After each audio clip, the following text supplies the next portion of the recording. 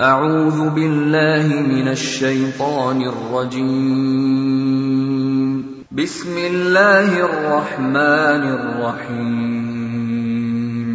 الحمد لله الذي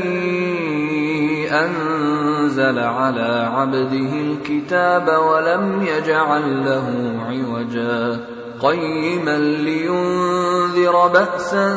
شديدا من لدنه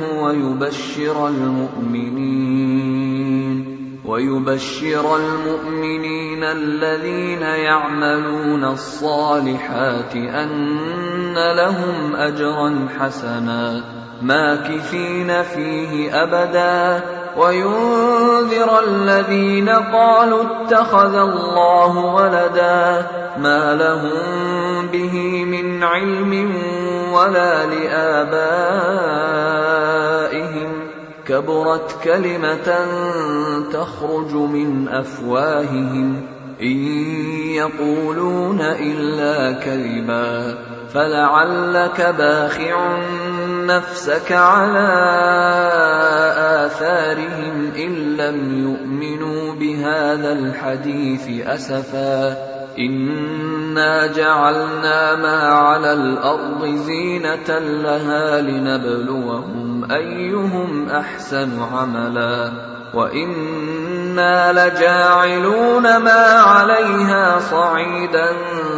جرزا أم حسبت أن أصحاب الكهف والرقيم كانوا من آياتنا عجبا إذ أوى الفتية إلى الكهف فقالوا ربنا آتنا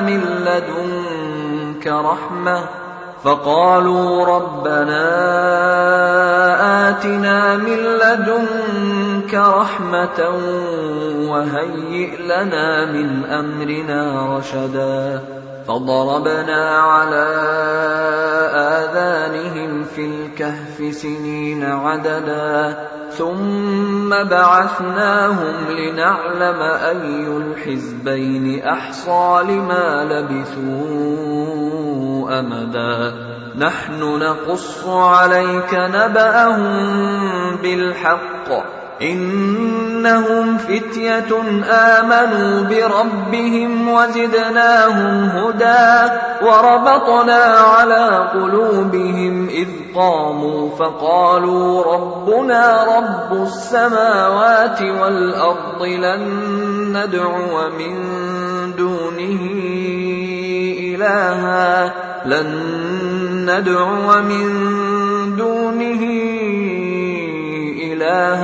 لقد قلنا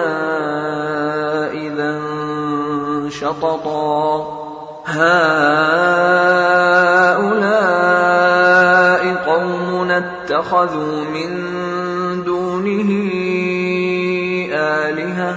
لولا يأتون عليهم بسلطان بين فمن أظلم ممن افترى على الله كذبا وإذ اعتزلتموهم وما يعبدون إلا الله فأووا إلى الكهف ينشر لكم ربكم من رحمته ويهيئ لكم من أمركم مرفقا وترى الشمس إذا طلعت تزاور عن كهفهم ذات اليمين وإذا غربت تقرضهم ذات الشمال وهم في فجوة منه ذلك من آيات الله من يهد الله فهو المهتد ومن يضلل فلن تجد له وليا مرشدا وتحسبهم أيقاظا وهم رقود ونقلبهم ذات اليمين وذات الشمال وكلبهم باسط ذراعيه بالوصيد لو اطلعت عليهم لوليت منهم فرارا ولملئت منهم رعبا وكذلك بعثناهم ليتساءلوا بينهم قال قائل منهم كم لبثتم قالوا لبثنا يوما أو بعض يوم قالوا ربكم أعلم بما لبثتم فابعثوا أحدكم بورقكم هذه إلى المدينة فلينظر أيها أزكى طعاما فليأتكم برزق منه وليتلطف ولا يشعرن بكم أحدا إنهم إن يظهروا عليكم يرجموكم أو يعيدوكم في ملتهم ولن تفلحوا إذا أبدا وكذلك أعثرنا عليهم ليعلموا أن وعد الله حق وأن الساعة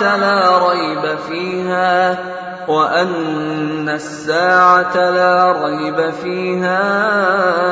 إذ يتنازعون بينهم أمرهم فقالوا ابنوا عليهم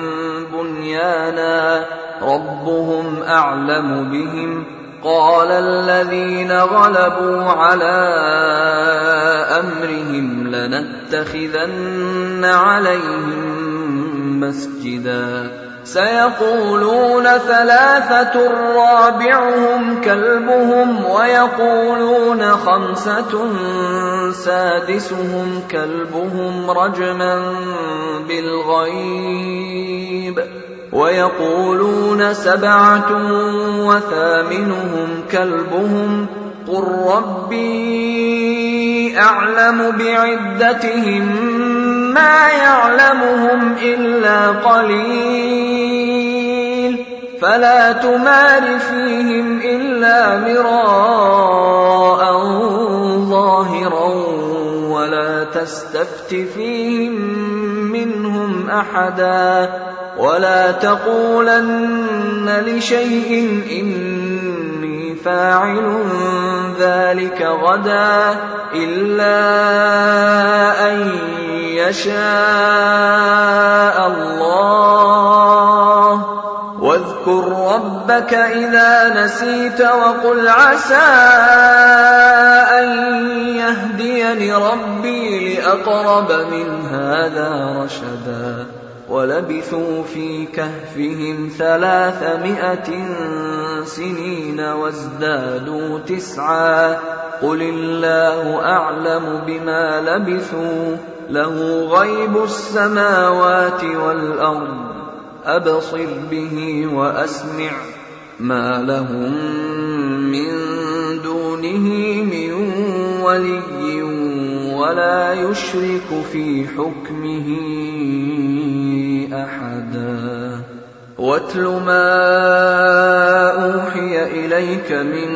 كتاب ربك لا مبدل لكلماته ولن تجد من دونه ملتحدا واصبر نفسك مع الذين يدعون ربهم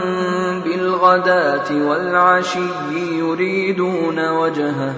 ولا تعد عيناك عنهم تريد زينة الحياة الدنيا ولا تطع من أغفلنا قلبه عن ذكرنا واتبع هواه وكان أمره فرطا وقل الحق من ربكم فمن شاء فليؤمن ومن شاء فليكفر إنا وأعتدنا للظالمين نارا أحاط بهم سرادقها وإن يستغيثوا يغاثوا بماء كالمهل يشوي الوجوه بئس الشراب وساءت مرتفقا إن الذين آمنوا وعملوا الصالحات إنا لا نضيع أجر من أحسن عملا أولئك لهم جنات عدن تجري من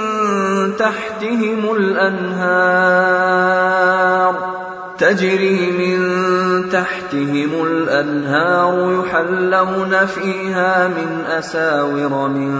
ذهب ويلبسون ثيابا خضرا من سندس واستبرق متكئين فيها على الأرائك نعم الثواب وحسنت مرتفقا واضرب لهم مثلا الرجلين جعلنا لأحدهما جنتين من أعناب وحففناهما بنخل وجعلنا بينهما زرعا كلتا الجنتين آتت أكلها ولم تظلم منه شيئا وفجرنا خلالهما نهرا وكان له ثمر فقال لصاحبه وهو يحاوره أنا أكثر منك مالا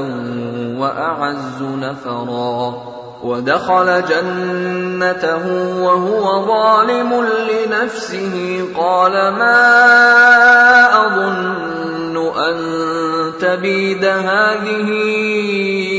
أبدا وما أظن الساعة قائمة ولئن رددت إلى ربي لأجدن خيرا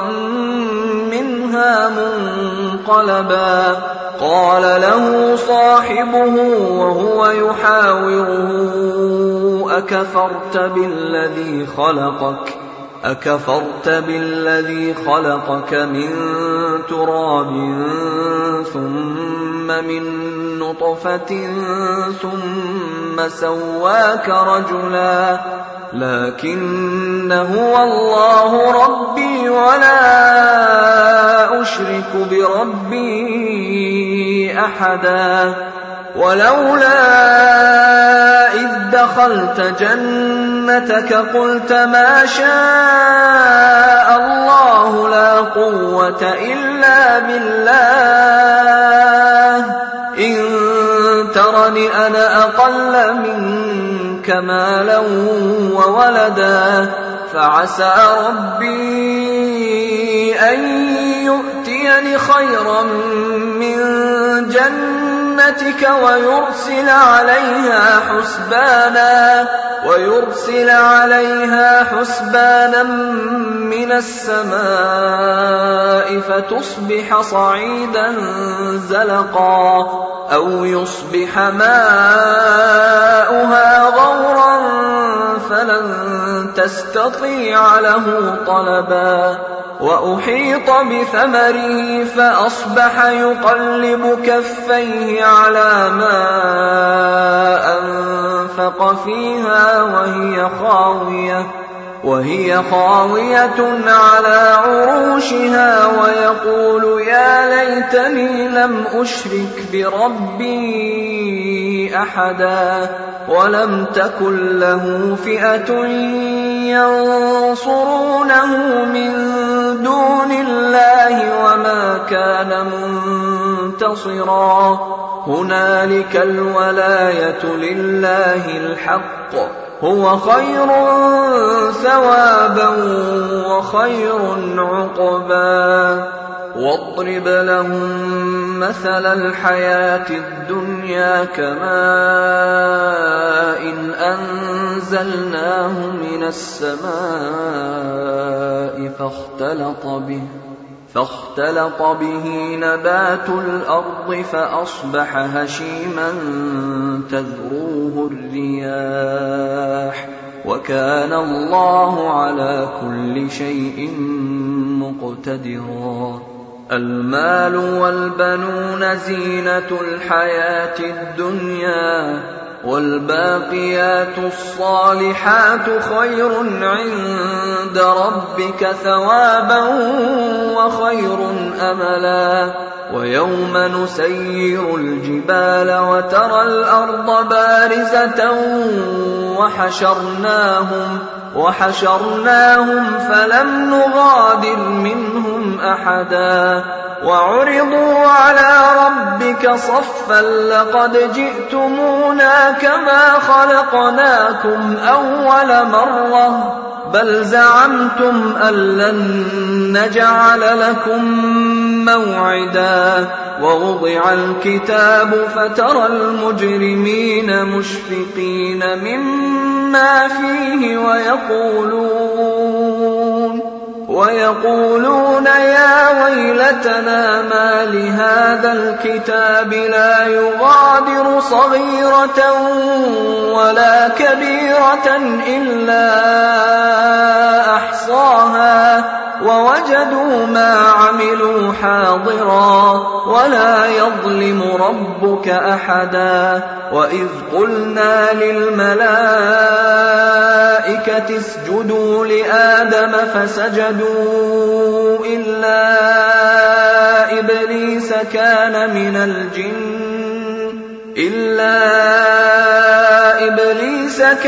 من الجن ففسق عن أمر ربه أفتتخذونه وذريته أولياء من دوني وهم لكم عدو بئس للظالمين بدلا. ما أشهدتهم خلق السماوات والأرض ولا خلق أنفسهم وما كنت متخذ المضلين عضدا. ويوم يقول نادوا شركائي الذين زعمتم فدعوهم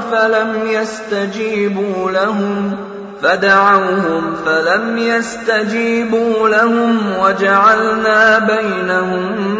موبقا. ورأى المجرمون النار فظنوا أنهم مواقعوها ولم يجدوا عنها مصرفا. ولقد صرفنا في هذا القرآن للناس من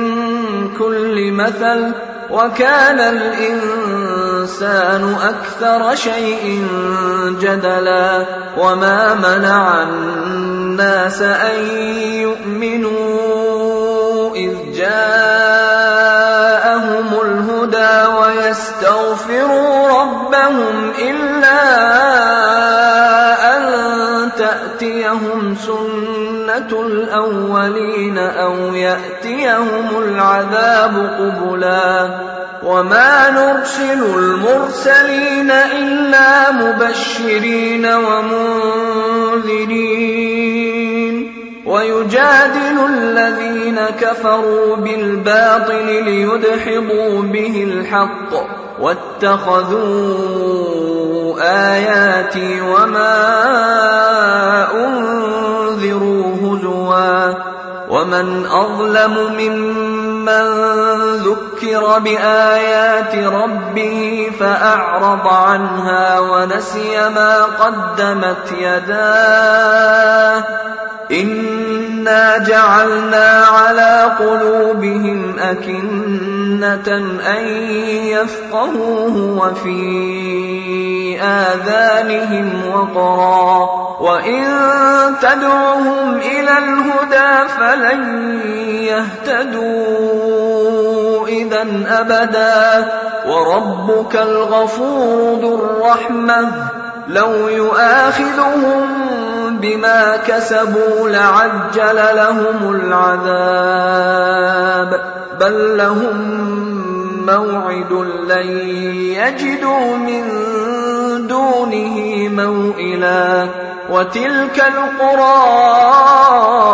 أهلكناهم لما ظلموا وجعلنا لمهلكهم موعدا وإذ قال موسى لفتاه لا أبرح حتى أبلغ مجمع البحرين أو أمضي حقبا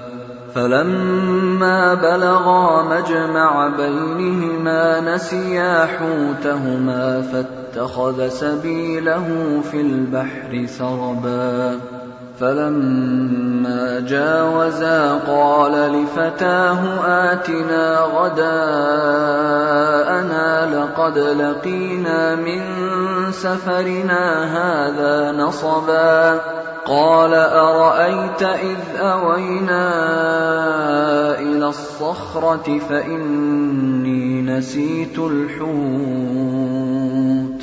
فإني نسيت الحوت وما أنسانيه إلا الشيطان أن أذكره واتخذ سبيله في البحر عجبا قال ذلك ما كنا نبغي فارتدا على آثارهما قصصا فوجدا عبدا من عبادنا آتيناه رحمة من عندنا وعلمناه من لدنا علما قال له موسى هل أتبعك على أن تعلمني مما علمت رشدا قال إنك لن تستطيع معي صبرا وكيف تصبر على ما لم تحط به خبرا قال ستجدني إن شاء الله صابرا ولا أعصي لك أمرا قال فإن اتبعتني فلا تسألني عن شيء حتى أحدث لك منه ذكرا فانطلقا حتى إذا ركبا في السفينة خرقها قال أخرقتها لتغرق أهلها لقد جئت شيئا إمرا قال ألم أقل إنك لن تستطيع معي صبرا قال لا تؤاخذني بما نسيت ولا ترهقني من أمري عسرا فانطلقا حتى إذا لقيا غلاما فقتله قال أقتلت نفسا زكية بغير نفس قال أقتلت نفسا زكية بغير نفس لقد جئت شيئا نكرا قال ألم أقل لك إنك لن تستطيع معي صبرا قال إن سألتك عن شيء بعدها فلا تصاحبني قد بلغت من لدني عذرا فانطلقا حتى إذا أتيا أهل قرية استطعما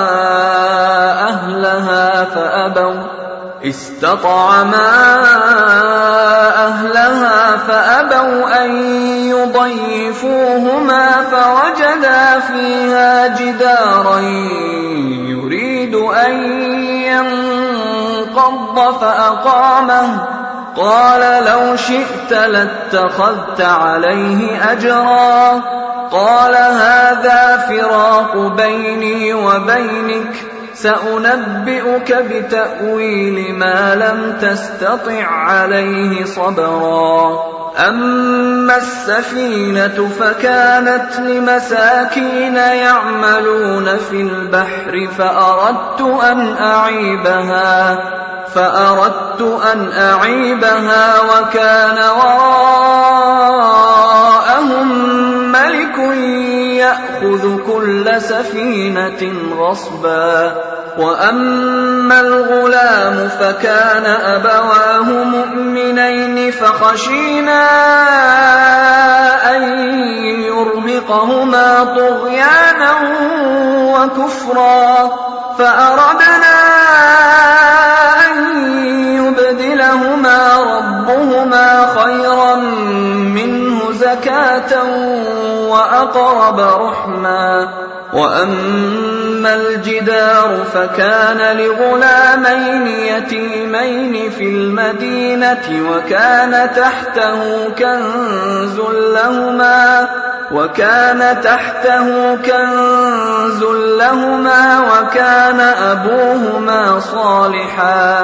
وكان أبوهما صالحا فأراد ربك أن يبلغا أشدهما ويستخرجا كنزهما رحمة من ربك وما فعلته عن أمري ذلك تأويل ما لم تسطع عليه صبرا ويسألونك عن ذي القرنين قل سأتلو عليكم منه ذكرا إنا مكنا له في الأرض وآتيناه من كل شيء سببا فأتبع سببا حتى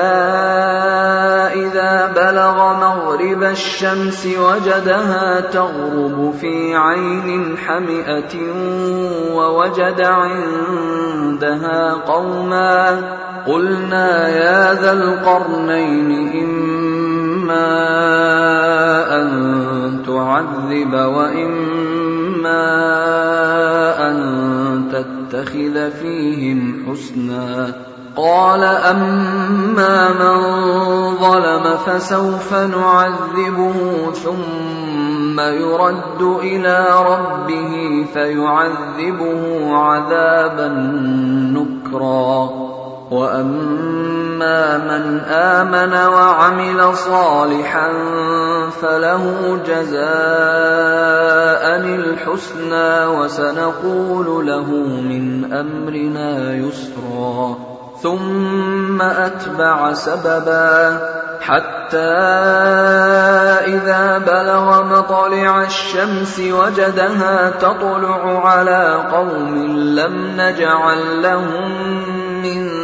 دونها سترا كذلك وقد أحطنا بما لديه خبرا ثم أتبع سببا حتى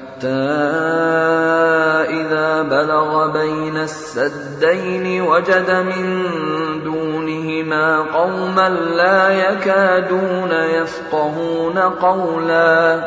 قالوا يا ذا القرنين إن يأجوج ومأجوج مفسدون في الأرض فهل نجعل لك خرجا على أن تجعل بيننا وبينهم سدا قال ما مكني فيه ربي خير فأعينوني بقوة أجعل بينكم وبينهم ردما آتوني زبر الحديد حتى إذا ساوى بين الصدفين قال انفخوا حتى إذا جعله نارا قال آتوني أفرغ ففرغ عليه قطرا فما استطاعوا أن يظهروه وما استطاعوا له نقبا قال هذا رحمة من ربي فإذا جاء وعد ربي جعله دكاء وكان وعد ربي حقا وتركنا بعضهم يومئذ يموج في بعض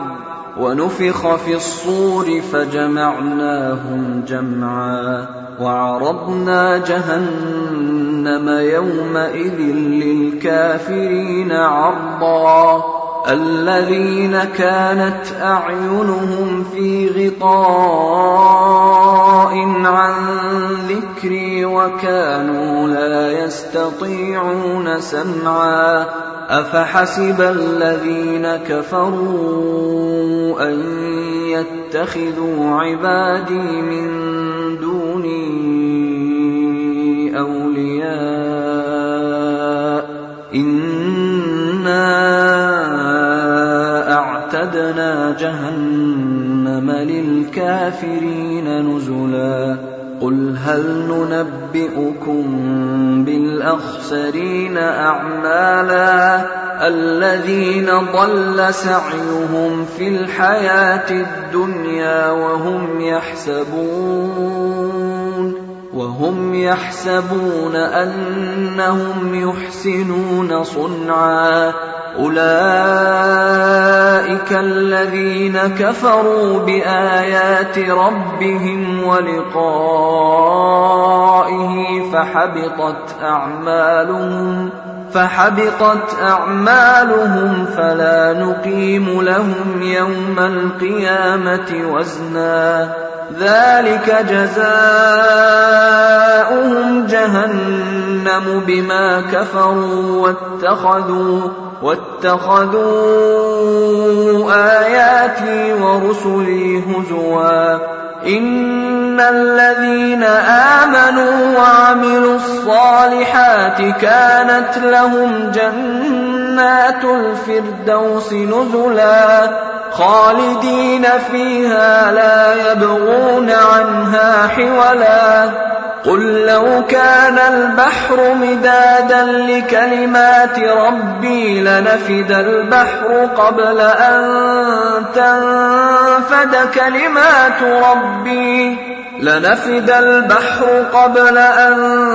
تنفد كلمات ربي ولو جئنا بمثله مددا قل إنما أنا بشر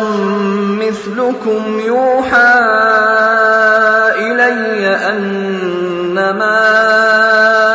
إلهكم إله واحد فمن كان يرجو لقاء ربه فليعمل عملا